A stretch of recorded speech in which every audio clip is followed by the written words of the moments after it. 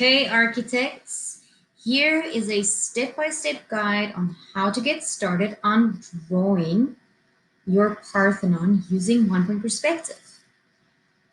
Do you have all the materials ready before you get started? You need a sketchbook, a pencil, an eraser, a ruler, really important. You need a ruler for straight lines and a sharpener. Maybe you want to sharpen your pencil in between. First, you're going to draw the outlines of the Parthenon, or you can print out the picture and cut it out neatly and stick it onto the right-hand corner, bottom right-hand corner of your page.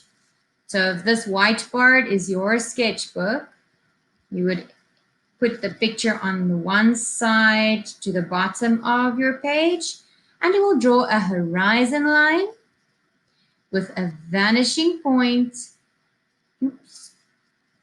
And that is how you get started.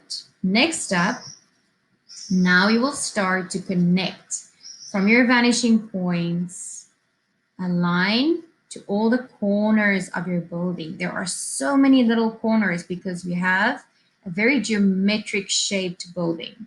So notice how many corners there are. Many. 1, 2, 3, 4, 5. There's another one. 6. There's another one. 7, 8, 9, 10, 11, 12, 13. Don't forget that one. 14, 15, 16, 17, 18, 19.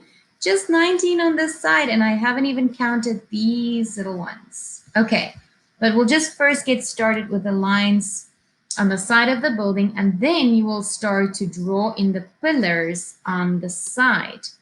Now, the pillars, remember, needs to be vertical down, and you don't have to create them all the way towards the vanishing point. You can decide where you want to stop the building.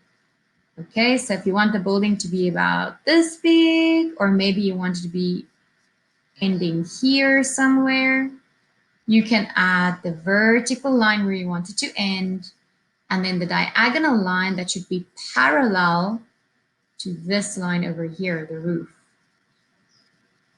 And that's how you get started, guys. So architects, get your pencils ready and start creating a marvelous drawing.